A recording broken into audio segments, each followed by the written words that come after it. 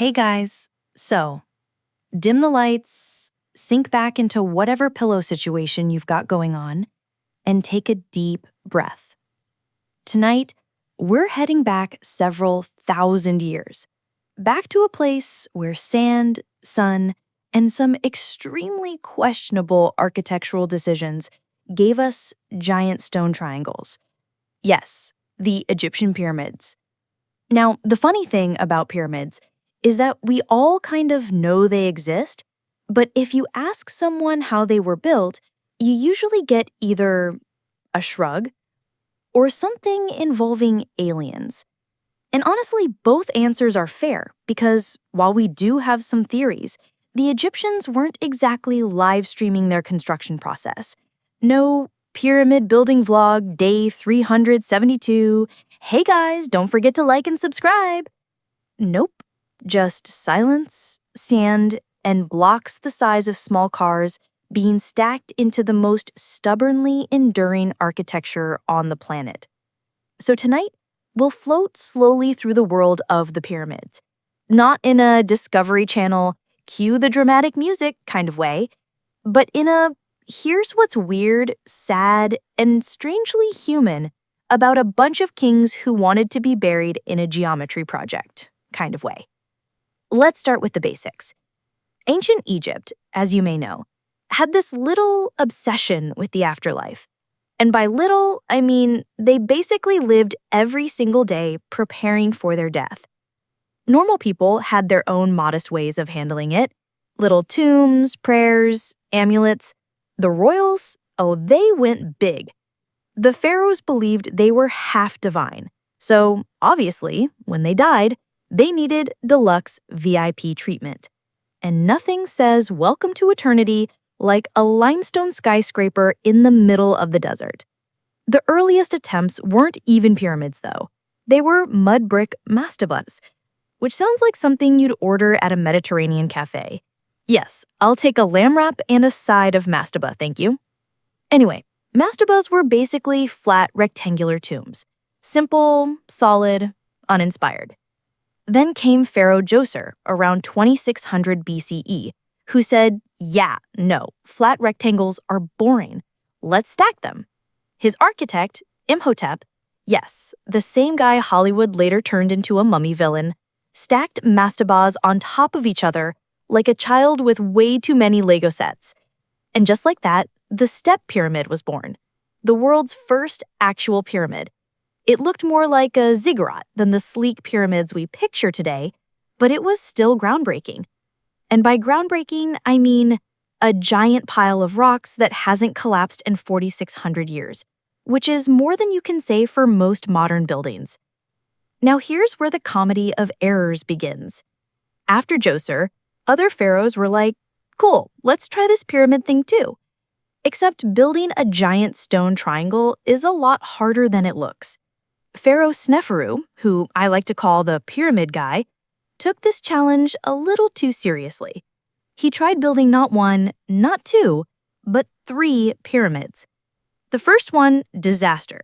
They started at a steep angle, realized halfway through it was going to collapse, and panicked. So they built the rest at a gentler slope. The result is the bent pyramid, which honestly looks like someone tried to draw a triangle and gave up halfway. Still standing today, though, so points for effort. Then Sneferu said, okay, round 2. This time, he nailed it, the red pyramid, called that because the limestone casing eroded and left it looking reddish. Finally, a smooth-sided pyramid that didn't look like a mistake. Sneferu was thrilled, or at least as thrilled as an ancient Egyptian king who thought he was a literal god could be. And then, just because he could, he built another one. Because apparently one massive stone tomb wasn't enough. He's like that guy who buys 3 identical SUVs, just in case.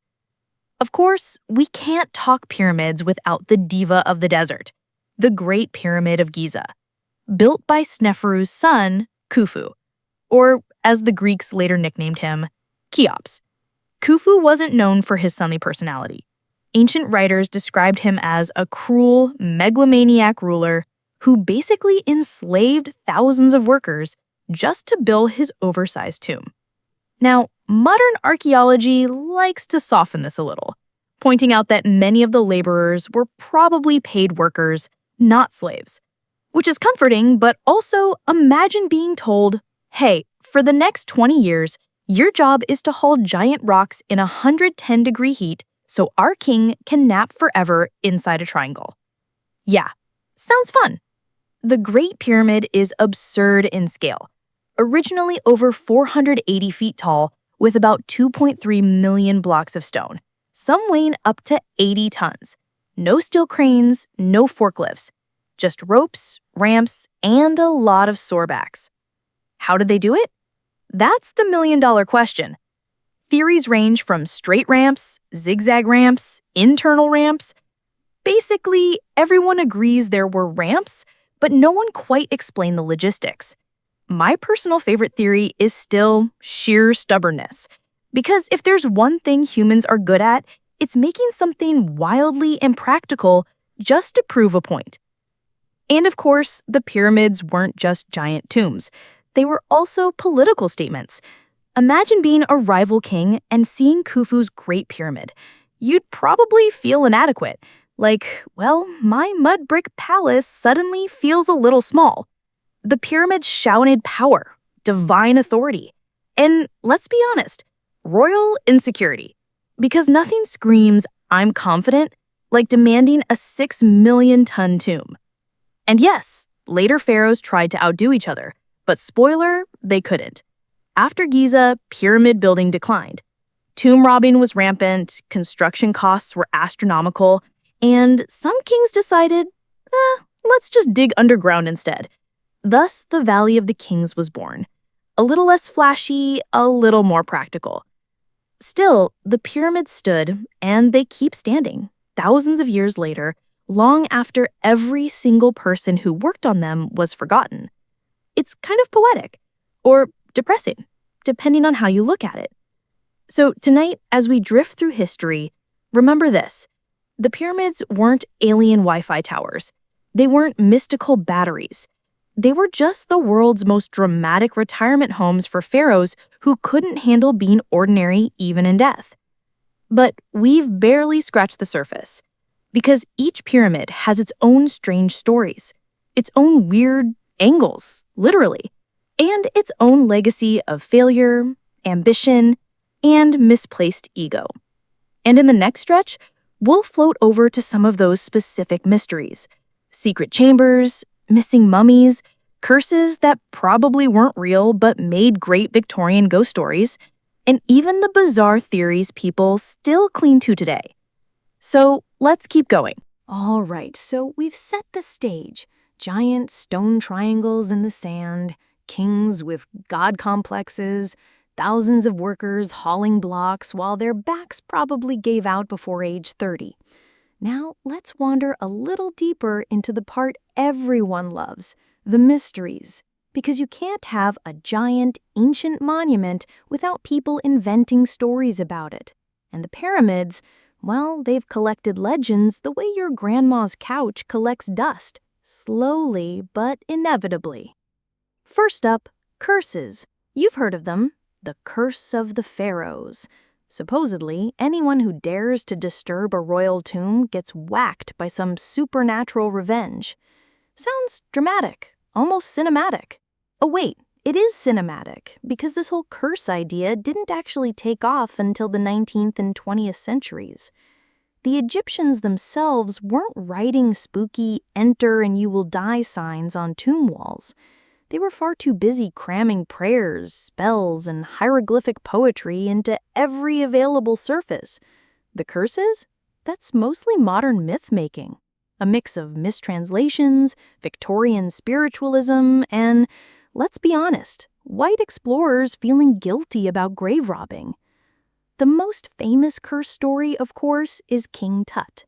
Yes, I know, not a pyramid burial, but bear with me. Howard Carter cracks open Tutankhamun's tomb in 1922, and suddenly a string of people start dropping dead. Lord Carnarvon, the expedition's financier, dies from an infected mosquito bite. Newspapers scream, "Curse!" even though most of the excavation team lived long and boring lives. Carter himself died peacefully more than a decade later. Some curse. But once that story hit, people retroactively slapped curses on the pyramids too. Because hey, a 4,000-year-old stone monument looks way cooler if you pretend it's plotting against you. Now let's talk about another mystery: missing mummies.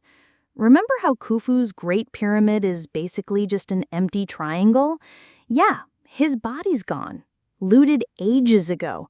Same goes for most of the other pyramid burials. Grave robbing was practically a full-time job in ancient Egypt. The pyramids were giant neon signs saying, "Hey, rich dead guy inside, please help yourself." Thieves tunneled in, sometimes just years after burial, and carried off gold, jewels, and, oh yes, the bodies themselves. Which is why today we have these massive monuments with nothing inside. Imagine spending decades building a 1,000,000-ton tomb only for it to get ransacked within your grandkids' lifetime. Honestly, brutal. This is one reason later pharaohs ditched the pyramid idea. Too obvious, too flashy. They thought, what if we instead bury ourselves in hidden caves in the Valley of the Kings? Less showy, more secret. Smart move. Didn't entirely work, but hey, at least it slowed the thieves down. Let's slide now into one of my favorite oddities: secret chambers. The pyramids look solid from the outside, just a bunch of stacked rocks. But inside, narrow tunnels, shafts that go nowhere, chambers that were never finished. And for centuries, archaeologists have been obsessed with finding the hidden room that surely must exist. Khufu's Great Pyramid has been poked, prodded, and scanned with just about every technology we've invented: sonar, infrared, muon detectors, you name it. And recently, scientists did find signs of a big, empty cavity above the Grand Gallery, a void that no one expected, which naturally set off headlines about the secret chamber of Khufu. What's inside? Well, probably nothing. Just another architectural odd space. But because we humans love mystery, we imagine treasure or scrolls or maybe even Khufu taking an eternal nap. Spoiler, it's probably just air. Ancient air, sure, but still air. And then there are the alternative theories. Oh yes, the fun ones. You've probably heard of the Orion correlation theory. The idea that the 3 pyramids of Giza line up with the 3 stars of Orion's belt. Sounds mystical, cosmic, maybe even intentional. Except the alignment isn't perfect. Not even close. It's like when someone says their IKEA shelf lines up perfectly with the wall, but there's actually a 2-inch gap. Still, believers insist it was deliberate, that the pyramids were part of some giant celestial map. Then we have the energy crowd. You know, the people who think pyramids are basically stone batteries, channeling cosmic power. Some say they were giant power plants. Others say they were alien landing pads. My favorite? The theory that pyramids were basically ancient Wi-Fi routers. Because obviously, Pharaoh Khufu needed strong signal in the afterlife. Realistically, the pyramids were designed with one simple function: to hold a dead guy. But that's never been satisfying enough for the conspiracy fans. Here's another fun tidbit. The pyramids weren't always that dusty sand color.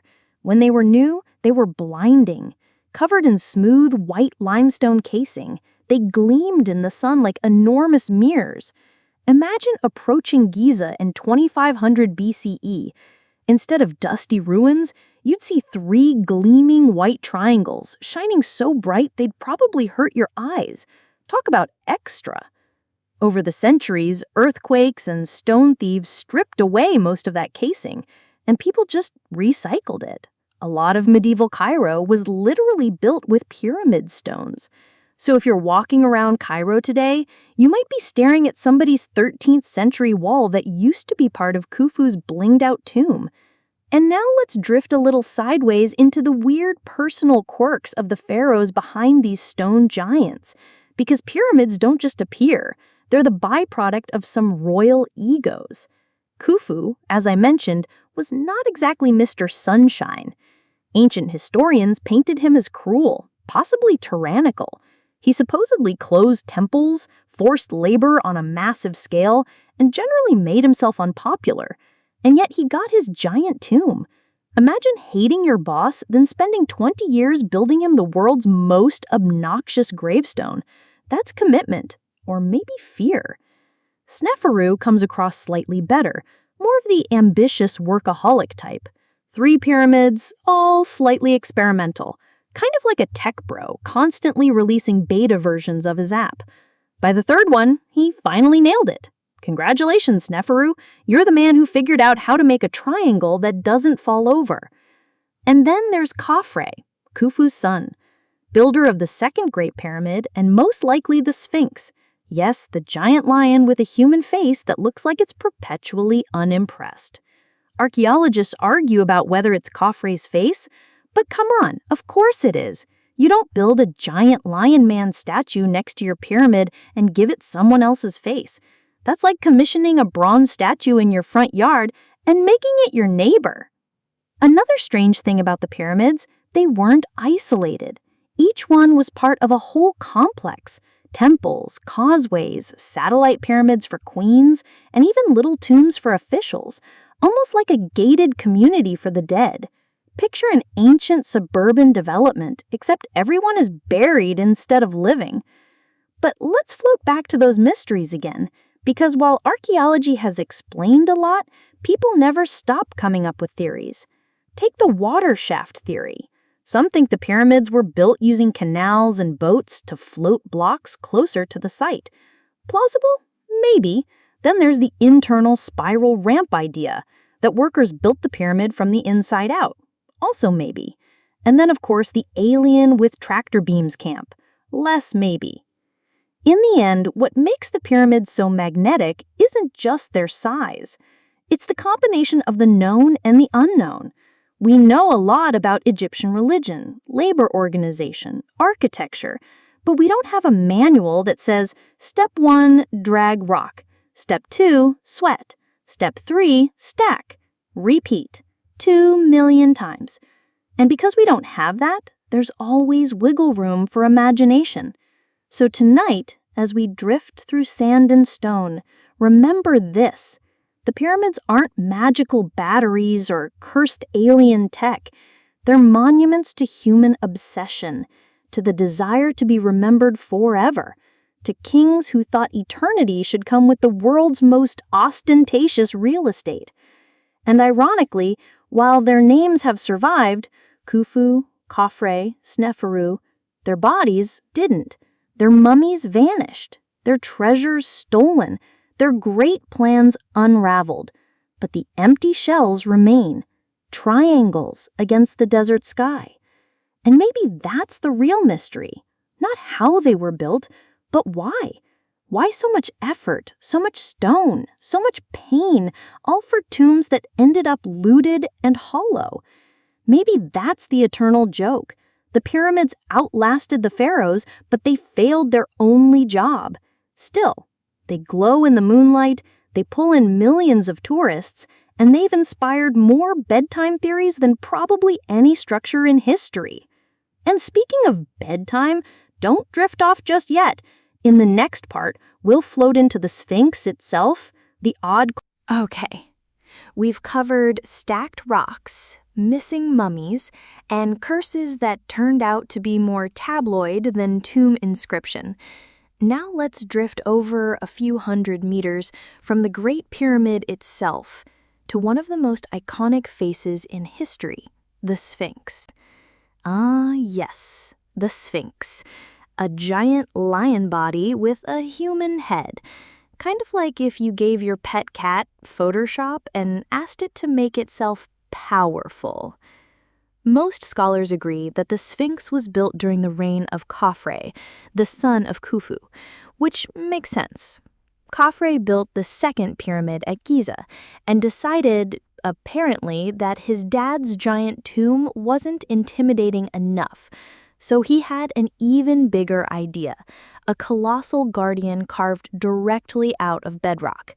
Because nothing says, "Don't mess with my pyramid," like a 240-foot-long stone cat staring you down. Now, was the face supposed to be Khafre himself? That's the general belief. The features look vaguely like statues of him, although, to be honest, ancient Egyptian portraiture wasn't exactly Instagram-level accurate.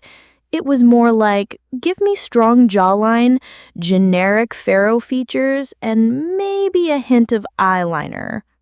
So whether it's Khafre or just Pharaoh stock face template number 2, the Sphinx became his calling card. Here's the weird part. We don't actually know what the ancient Egyptians called the Sphinx. The word Sphinx is Greek. The Egyptians probably had their own name for it, but if they did, we've lost it, which means the most famous statue in Egypt has been going by its foreign stage name for thousands of years, like an ancient celebrity stuck with a nickname they never chose. And of course, the Sphinx has its own share of mysteries. The missing nose, for example. Everyone knows the Sphinx doesn't have one. Popular legend says Napoleon's soldiers blasted it off with a cannon, but actually, sketches before Napoleon's time already show the nose missing. Most likely, it was deliberately chiseled off centuries earlier, possibly by someone who thought defacing sacred monuments was a good idea, which is not wrong, just rude. The Sphinx also has weathering patterns that sparked debates. Some geologists claimed they were caused by heavy rainfall, not just wind and sand, which, if true, could mean the Sphinx is older than we think, like pre-dynastic older, maybe 10,000 years old, which naturally sent alternative history fans into overdrive. See? Atlantis, they said, or aliens, always back to aliens. But mainstream archaeology holds steady. It's Old Kingdom, built around 2500 BCE, which is still absurdly old. I mean, the Sphinx was ancient when the Roman Empire was new. That's how far back we're talking. Now, let's gently wander from the Sphinx to the afterlife of the pyramids themselves. You'd think Egyptians would always love their pyramids, right? Like national treasures. But actually, not really. Later generations weren't as impressed. By the Middle Kingdom, pyramid building was already dying out. Too expensive, too easy to rob, too much, "my dad already did this." Instead, pharaohs chose underground tombs in the Valley of the Kings. Safer, subtler, easier to decorate without risking architectural collapse. The pyramids, meanwhile, slowly turned into tourist attractions. Yes, even in ancient times. By the New Kingdom, around 1,000 years after Khufu, Egyptians were already visiting Giza as if it were a historical park. They carved graffiti into the walls saying things like, "I was here." Imagine walking through the Great Pyramid in 1500 BCE and seeing some teenager's hieroglyphic doodle. Timeless. The Greeks later went nuts for the pyramids. Herodotus, the father of history, and also the father of questionable facts, wrote about them in the 5th century BCE. He claimed 100,000 workers built the Great Pyramid in 20 years, with onions and garlic as their daily rations, which, if true, means the pyramids were basically built on the power of bad breath. Most of his numbers are exaggerated, but hey, he meant well. When the Greeks and Romans came to Egypt, they didn't see pyramids as tombs so much as wonders. They listed them among the 7 wonders of the ancient world. In fact, the Great Pyramid is the only one of the 7 still standing. All the others crumbled. So in terms of ancient bragging rights, Egypt basically won. Let's slide now to the medieval era. By this point, the pyramids had been standing for over 3,000 years. That's like us looking back at the Bronze Age and saying, "Yeah, I'm still here." Local rulers started stripping them for building material. Whole neighborhoods of Cairo went up using pyramid limestone, which is a little sad, but also practical. I mean, you've got a giant stone quarry just sitting there. Why not? Travelers came, gawked, wrote about them, and made up wild stories. Some said they were built before Noah's flood to preserve knowledge. Others thought they were giant grain silos.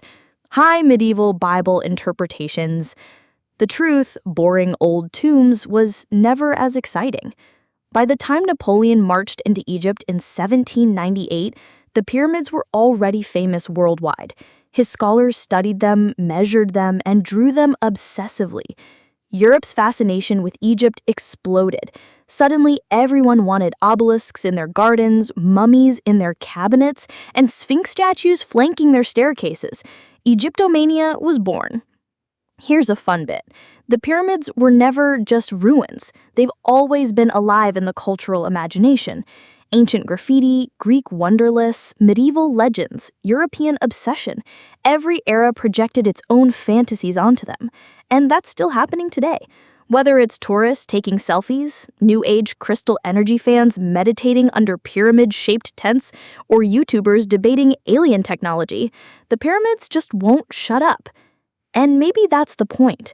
They were built to last forever, not just as tombs, but as symbols. Symbols of power, of eternity, of kings who refused to be forgotten. Ironically, their names might have blurred in popular memory. Quick, name 3 pharaohs besides Tutankhamun, Cleopatra, and Ramses. But their monuments? Everyone remembers those. Let's pause here and float into one last thought about the Sphinx before we move on. Because if the pyramids are monuments to royal ego, the Sphinx is a monument to something stranger. It's not a tomb. It's not a temple. It doesn't even have inscriptions telling us what it's for. It's just there. A massive guardian carved from stone staring out over the desert with a poker face that's lasted millennia. Some say it was a guardian spirit watching over the necropolis. Others think it was part of solar worship aligned with the rising sun.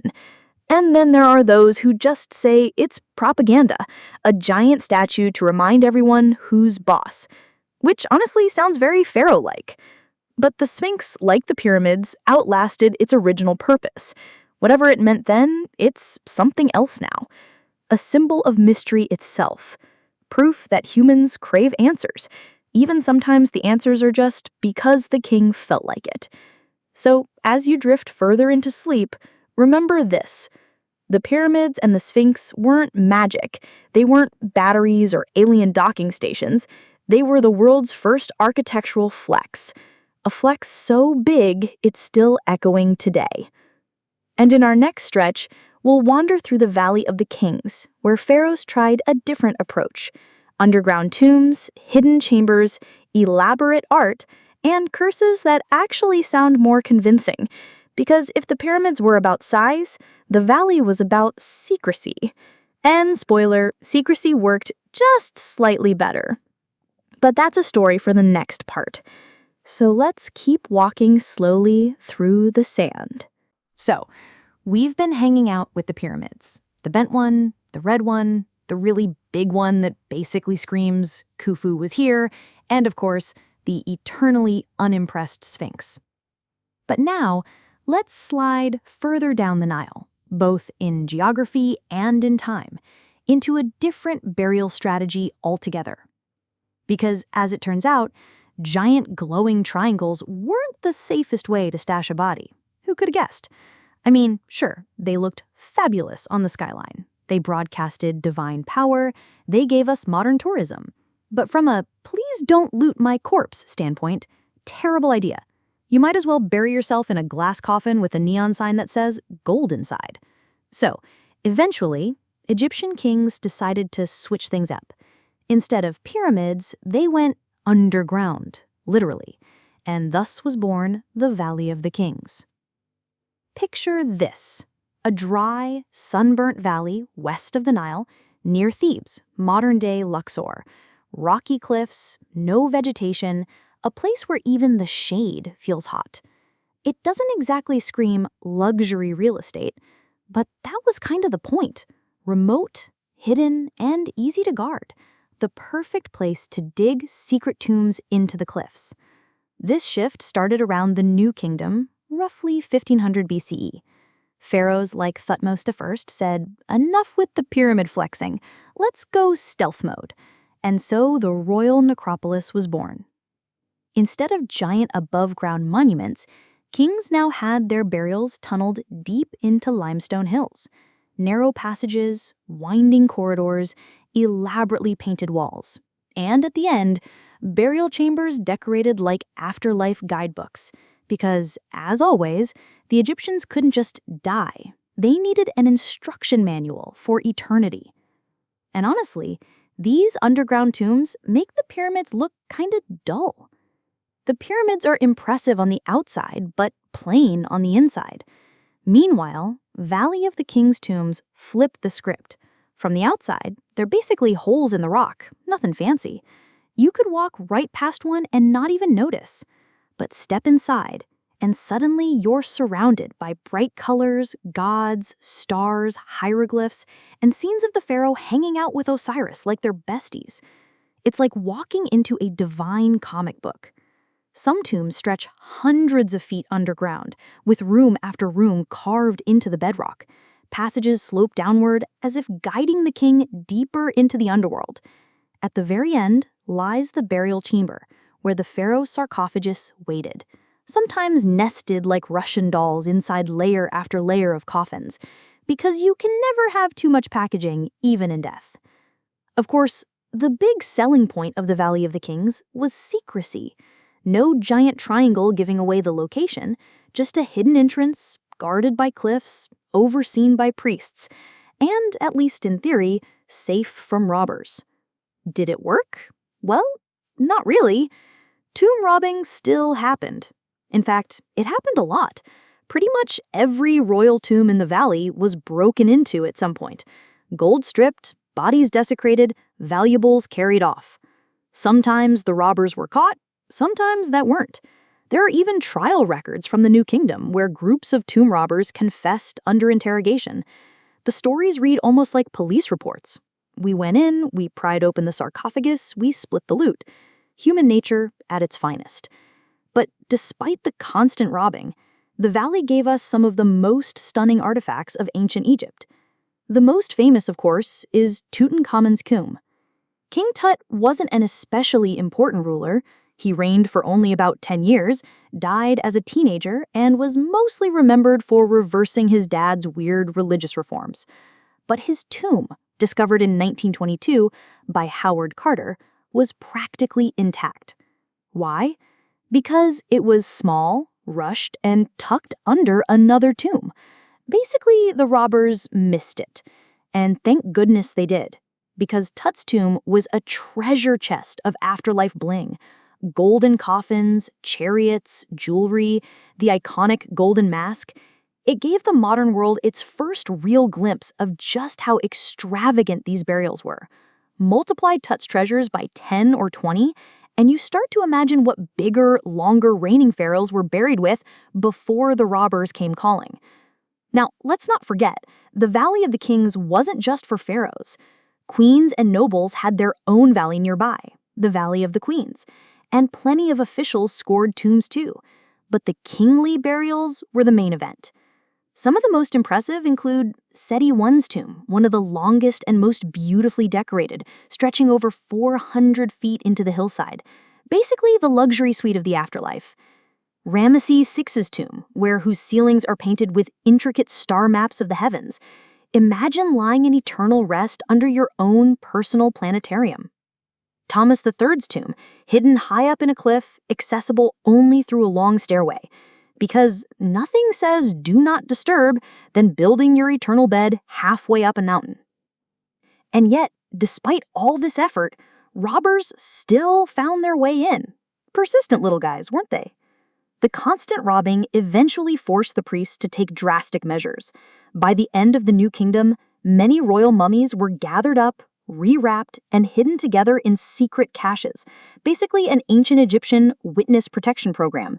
That's how we ended up with finds like the Deir al-Bahari cache, where dozens of royal mummies, including Ramses II, Seti I, and others, were discovered piled together in the 19th century. Not glamorous, but at least they were preserved. Ironically, the Valley of the Kings, designed to hide and protect the pharaohs, ended up turning into one big please rob me zone, which kind of makes the whole switch from pyramids to cliffs a little sad. Different method, same outcome. Robbed, looted, empty. But here's the thing, even in their ruined state, these tombs still speak. The art, the inscriptions, the architecture, they all tell us what mattered to the Egyptians, and what mattered was eternity. The walls are covered with spells from the Book of the Dead and other funerary texts, instructions for the soul's journey, passwords to get past underworld gatekeepers, diagrams of the afterlife. It's like a cosmic travel guide. In case you die, here's what to do next. Which is both beautiful and a little neurotic. Imagine being so afraid of getting lost in the afterlife that you commission hundreds of feet of illustrated walls just to remind you. By this point in history, pyramid building was long gone. The valley had taken over, and the pyramid itself had changed meaning. It was no longer a tomb. It had become a symbol. The pyramid shape still showed up in Egyptian art, in small pyramid-shaped chapels, even in hieroglyphs. But no one was building Great Pyramid 2.0 anymore. That era was finished. Too much work, too much cost, too much robbery. But yet, the pyramids at Giza never went away. They stood there, looming, watching, as new pharaohs came and went, as dynasties rose and fell, as temples were built and abandoned, the pyramids stayed. Silent, stubborn, impossible to ignore. Which might explain why, even when Egyptians moved on to other burial styles, foreigners never did. To the Greeks, the pyramids were still the highlight. To the Romans, still worth writing about. To medieval travelers, still mysterious. To Napoleon, still majestic. To us, still photogenic. So, if the pyramids represent boldness and ego, the Valley of the Kings represents something else. Caution. A lesson learned. A quieter kind of ambition. Pharaohs still wanted eternity, but they were getting realistic about it. Of course, realistic, in this case, still meant digging hundreds of feet into cliffs, carving endless passages, and filling them with gold, but hey, baby steps. And as you drift into sleep, here's the irony to hold on to. The pyramids failed. The Valley of the Kings failed. Tomb robbers won. Every grand plan, every elaborate trap, every wall painting, it all crumbled in the face of greed and time. And yet, the kings are still remembered, their names still whispered, their monuments still visited, their treasures still admired, which means, in a strange way, they got what they wanted after all. Not eternity of the body, but eternity of memory. And in the next part, we'll float into the afterlife itself, the Egyptian obsession with death, the weird rituals of mummification, and why these people were so determined to micromanage eternity. So picture this. You wake up in the middle of the desert around 2500 BCE. The sun isn't even up yet. Your bed is made of straw, your house is mud brick, and breakfast is, well, probably some bread and beer. Yes, beer, because clean water was not really a thing. And before you've even properly yawned, you're already expected to shuffle over to the construction site of the biggest stone triangle in human history. Congratulations, you are now officially a pyramid builder. Now, for centuries, Western movies and pop culture love to paint this picture of poor, enslaved masses dragging stones while being whipped by overseers. You know, the whole pharaoh with a god complex thing. And sure, the pharaohs definitely had the complexes, but the labor force? Modern archaeology has dug up enough evidence to show us something a little less Hollywood drama and a little more civil service gig. Archaeologists found entire worker villages near Giza, neat little blocks of housing, communal bakeries, beer breweries, because of course, and mass grave cemeteries that suggest these people were treated with some level of dignity, not like disposable slave labor. These workers were likely conscripts, peasants drafted for a few months out of the year, kind of like a national tax. You don't pay in money, you pay in sweat. But hey, at least they got fed. Daily rations were no joke. We're talking loaves of bread, onions, garlic, and up to 4 liters of beer per day. 4 liters. Imagine trying to stack 2-ton limestone blocks while mildly tipsy. And honestly, maybe that explains a few of the structural mistakes we still see in some of the pyramids. Oops, wrong angle. Close enough. Pour another jug. The actual process of moving stones was less about brute force and more about clever teamwork. Workers would drag blocks over sledges, sometimes wetting the sand in front of them to reduce friction. Picture thousands of sweaty guys chanting and hauling rocks in rhythm, all while overseers yelled things like, "Pull harder, Pharaoh's eternal afterlife depends on it," which sounds dramatic, but was basically their version of job security. Now, of course, not every worker was just a faceless farmer. There were specialists, architects, stonemasons, rope makers, copper toolsmiths. All of them had their role. You can imagine a kind of bureaucratic construction site with foremen barking orders, teams divided into gangs, and everyone competing to see who could move more blocks before lunch. Some graffiti found inside the pyramids even shows groups giving themselves funny names like the Friends of Khufu or the Drunkards of Menkaure, which proves yet again human nature hasn't changed that much in 4,500 years. And while all this was happening, the pharaoh probably wasn't even checking in. He was too busy having statues carved of himself looking eternal and godlike. So while you're hauling limestone in the hot desert sun, he's chilling in a palace somewhere, maybe enjoying imported wine, while you drink yet another liter of pyramid beer. Let's float from the sweaty worksite over to the bigger question. What about the actual engineering? Because stacking rocks is one thing. Aligning them with the stars? That's another. So we've hauled stones, eaten garlic bread, and washed it down with gallons of beer. But here's the kicker. These giant rock piles weren't just plopped down randomly in the desert. Nope. The Egyptians went full cosmic overachiever with this. The Great Pyramid at Giza, for instance, isn't just a big triangle. It's aligned almost perfectly with the cardinal directions, north, south, east, west. Like, we're talking within fractions of a degree, which is kind of insane when you remember they didn't exactly have compasses or Google Earth back then. No GPS, no, "Hey Siri, where's true north?" They just had the night sky, and apparently that was enough. Archaeologists think the builders used the stars, probably the Big Dipper and Orion's belt, as cosmic measuring sticks. And the pyramids weren't just aligned to earthly geography, they were cosmically themed monuments. The 3 main pyramids of Giza line up in a pattern that eerily matches Orion's belt. Coincidence? The Egyptians would have said absolutely not. For them, Orion was associated with Osiris, the god of death and rebirth. So building a stone replica of the god's belt across the desert, that's not architecture, that's eternal brand marketing. And it doesn't stop there. The shafts inside the Great Pyramid, they don't just go anywhere. Some of them point to stars.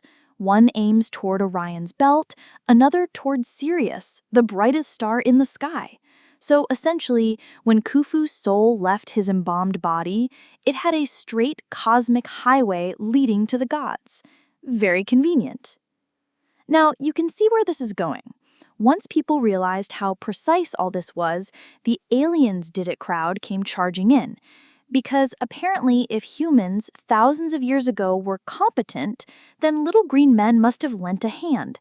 I mean, sure, aliens flying across galaxies only to spend centuries teaching desert farmers how to drag rocks in straight lines sounds like a really inspiring use of interstellar vacation days.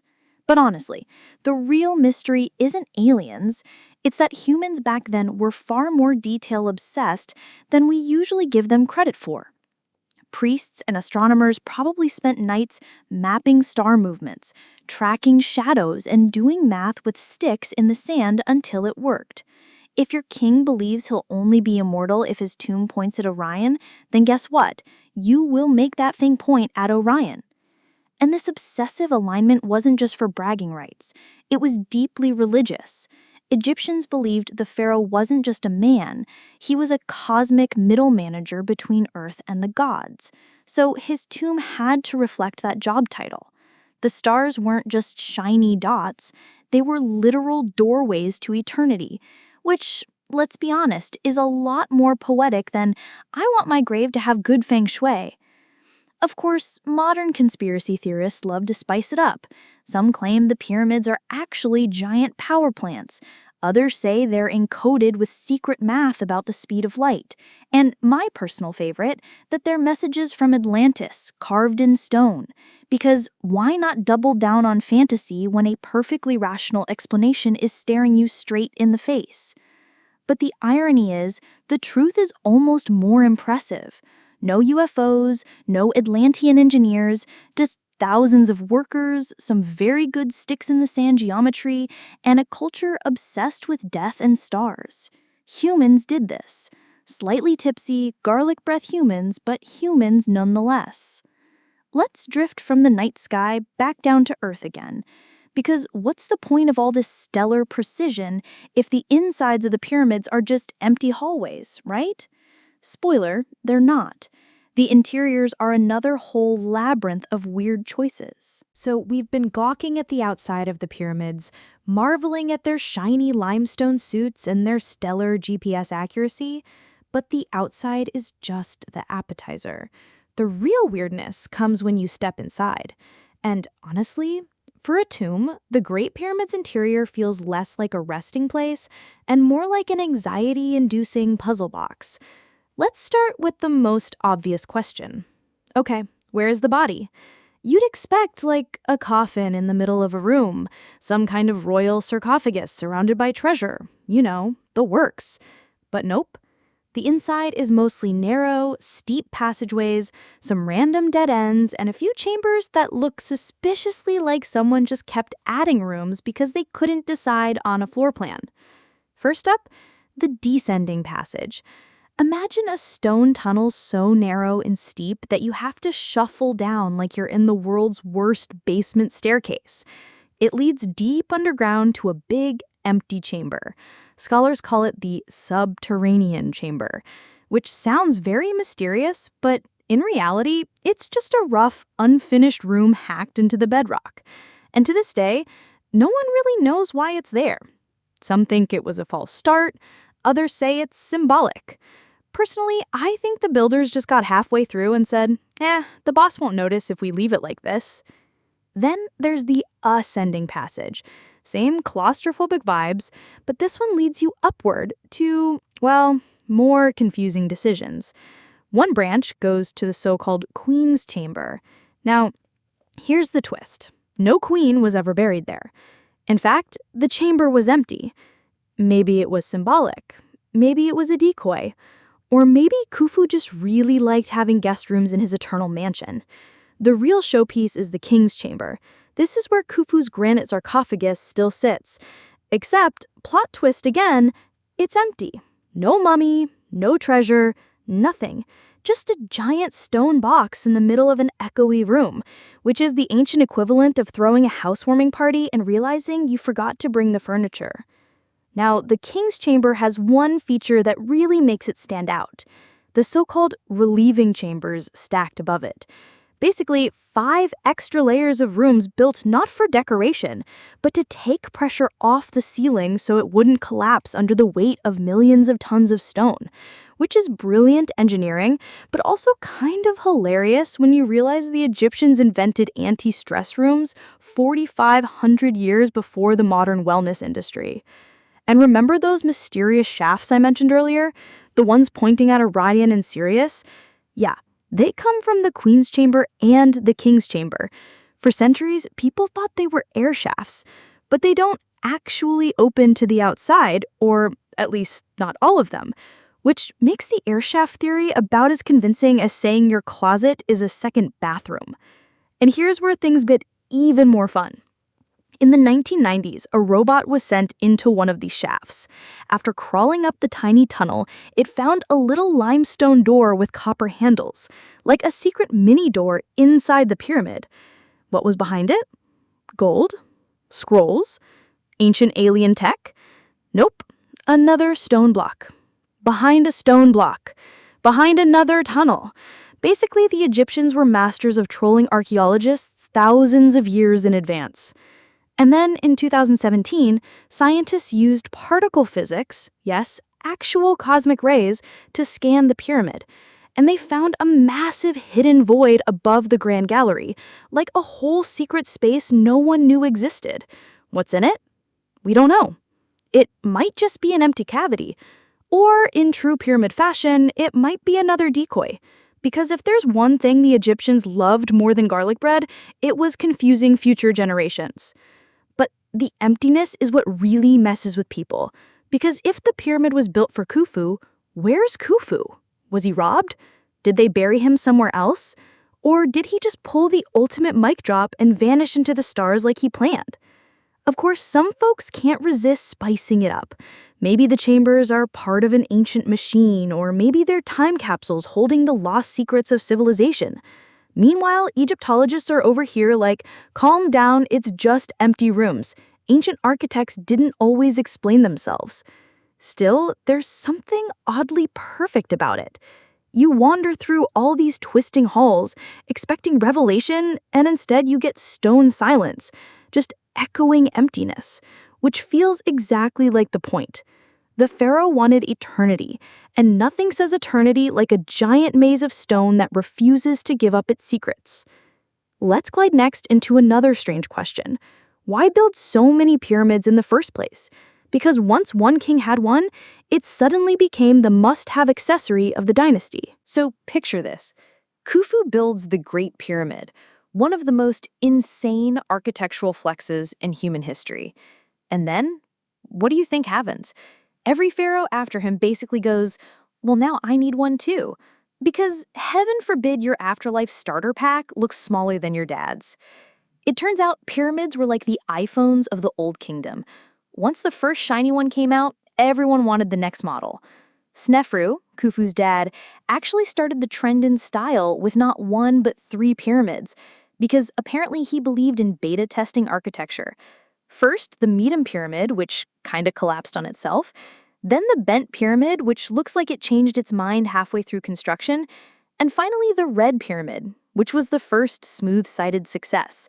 That last one was like the official prototype of Khufu's big showpiece. Now, after Khufu pulled off his mega pyramid, his son, Jedefra, decided to get a little rebellious. Instead of building on the Giza Plateau, he chose another site. His pyramid is now basically rubble, but archaeologists think he might have been trying to distance himself from his dad's overwhelming legacy. Or maybe he just had bad taste in real estate. Then came Khafra, who built the second pyramid at Giza. And here's the funny part. His pyramid looks taller than Khufu's when you're standing there.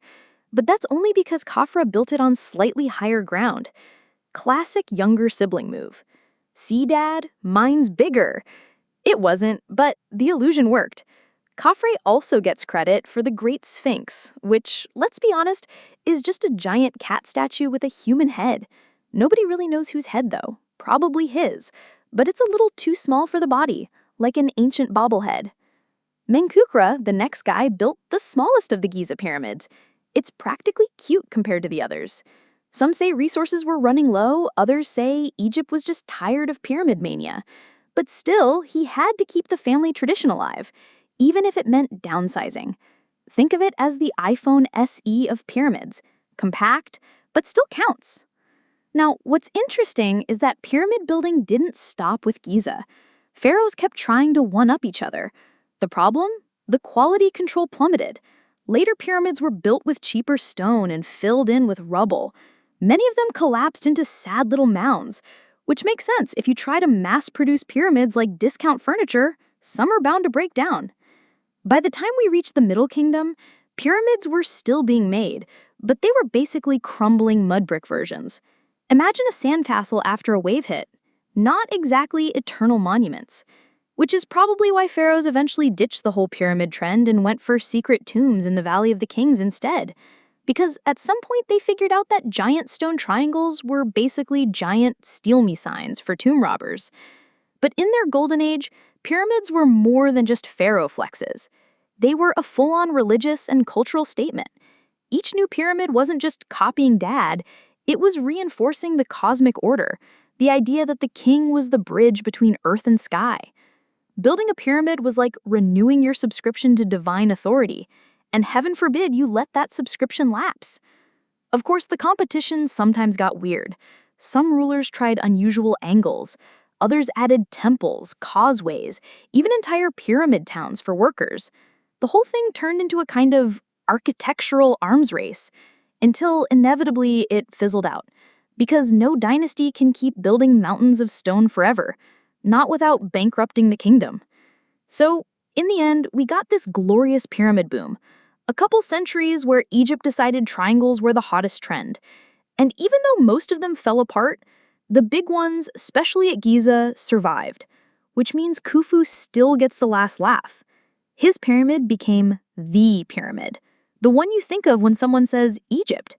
His neighbors, well, they're still impressive, but history has a way of playing favorites. And speaking of favorites, let's drift next into the endless speculation around the pyramids, because once the Egyptians stopped building them, everyone else started making up stories about why they were built in the first place. So here's the thing about pyramids. The Egyptians built them for very clear reasons. Tombs, religion, pharaoh ego projects, all pretty straightforward.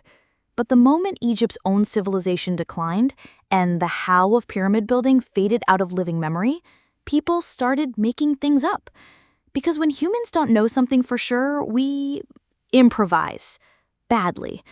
And the pyramids? They're like the ultimate playground for imagination. Big, mysterious, and older than basically everything else you can stand in front of. Which means, of course, they got tied up in every legend, conspiracy theory, and late-night TV show you can think of. Let's start with the classics. The Greeks showed up in Egypt thousands of years after the pyramids were built. They took one look and said, "Wow, no way humans did this!" Which, thanks guys. But instead of asking, they decided it must have been magical wisdom passed down from the gods. Herodotus, the father of history, who also made up half of what he wrote, claimed the pyramids were built by hundreds of thousands of slaves over decades, which sounded dramatic and tragic enough to stick. Spoiler, not true. Fast forward a couple thousand years, and the medieval world had its own ideas. Arab historians thought the pyramids had been built as storehouses for grain, treasure, or secret scientific knowledge before Noah's flood. Some said they were built by the prophet Idris, basically Enoch from the Bible, who wanted to preserve wisdom for future generations. Which is poetic, if not accurate. But let's be real, things got really entertaining in modern times. Once we hit the 19th and 20th centuries, the pyramids turned into a magnet for wild theories. You've probably heard the greatest hits: aliens, Atlantis, secret energy beams. Basically, if there's a conspiracy theory starter pack, the pyramids are always in it. One of the strangest trends was pyramid power. Back in the 1970s, some people believed pyramids could sharpen razor blades, preserve fruit, or even give you magical healing vibes just by sitting under a miniature pyramid structure. Because apparently, geometry has superpowers. Spoiler again, it doesn't. Then there's the alien theory. Oh yes, some folks just can't handle the idea that ancient Egyptians could, do math and move stones. So they insist extraterrestrials had to help. You'll see this one on TV shows with lots of dramatic pauses and slow camera pans. The problem? There's actual evidence, quarries, tools, worker graffiti, even human remains that prove it was Egyptians all along. But sure, let's give aliens the credit. Because why not insult 20 years of backbreaking labor by actual human workers? Another fun myth is secret chambers full of treasure. Treasure hunters spent centuries blasting holes into the pyramids, looking for gold, jewels, and magic scrolls. Most found nothing but dust and disappointment because tomb robbers had beaten them to it about 4,000 years earlier. Still, rumors persist. Some people swear there's a hidden library of lost wisdom buried under the Sphinx, or even a hall of records that contains the secrets of Atlantis. Spoiler number 3, still no. But here's the ironic twist. Even though most of these theories are, let's say, creatively unhinged, they did help keep global interest in Egypt alive.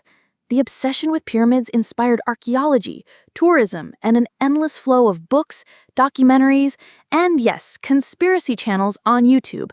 Without the myths, we probably wouldn't still be talking about pyramids as much as we do. So, in a weird way, Nonsense kept them famous. And you know what?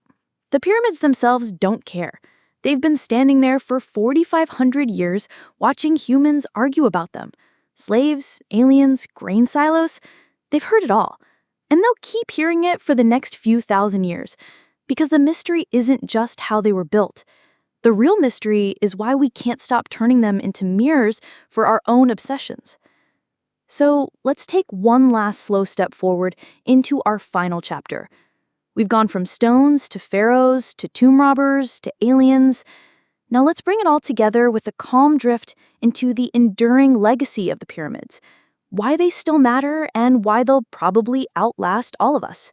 So here we are, after hours of stones, sand, pharaohs with questionable jawlines, tomb robbers, and aliens who apparently moonlight as construction workers, we've reached the end, the pyramids.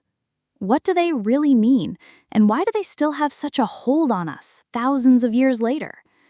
Let's start with the obvious. They are old, like unimaginably old. When Cleopatra was alive, the pyramids were already more ancient to her than she is to us. That's right, when she strutted through Alexandria in her eyeliner and politics, the pyramids were already over 2,000 years old. That's like you and me looking at the Roman Colosseum and going, oh wow, that's impressive. Except Cleopatra would have looked at the pyramids and said, yeah, those were built by my super ancient ancestors back when people still thought copper chisels were cutting-edge tech. And here's the thing. The pyramids have survived in ways few human monuments ever do. They've outlasted the civilizations that built them. They've shrugged off earthquakes, invasions, colonial treasure hunters, and centuries of desert winds. Even with their smooth white casing stones mostly gone, stolen for building projects in medieval Cairo, they're still instantly recognizable. The shape is eternal. A triangle pointing to the sky. Stable. Symbolic. Kinda smug about how well it's aged, honestly. Culturally, the pyramids became more than tombs ages ago. They're symbols of Egypt itself, national icons, tourist magnets. They show up in pop culture everywhere, from heavy metal album covers to emoji keyboards. They're shorthand for mystery, ancient wisdom, or just something way too heavy to move without industrial cranes. And here's the thing, the legacy goes deeper. The pyramids are a reminder of what humans can do when they commit to something wildly impractical. Think about it. All this effort just to make a giant tomb for one person. No real usefulness beyond showing off and making sure the king's afterlife was fully stocked. And yet, in the act of doing it, they created monuments that outlasted their entire civilization. That's kind of the ultimate irony. They weren't built to impress us. They were built for Ra and Osiris and eternity. But here we are, thousands of years later, still impressed. The pyramids also highlight the strangeness of human ambition. They show how power can mobilize thousands of lives for one vision, how architecture can outlive politics, and how the need for immortality, whether through stone, legend, or YouTube documentaries, drives people to build things that feel larger than life. And let's be honest, the mystery is part of the fun. We do know a lot about how they were built, but there are still gaps. Questions about hidden chambers, lost texts, maybe even construction techniques we haven't fully uncovered yet. Not enough to bring in aliens, but just enough to keep the story going. That tension between knowledge and mystery is why the pyramids will always feel a little magical, even when the science is solid. So, what's the final takeaway? Maybe it's this. The pyramids endure because they were never just buildings. They were symbols, stories carved in stone. They connected earth and sky, king and god, life and afterlife. They were designed to last forever and, well, so far they've done a pretty good job. And as you lie back now, maybe closing your eyes, you can picture them, standing tall on the Giza Plateau, silent except for the wind, watching centuries roll by unbothered, waiting for the next generation to wander up and ask the same question we always ask. How did they do it? And the pyramids, as always, don't answer. They just sit there, smug and eternal, because they know they'll outlast our questions too.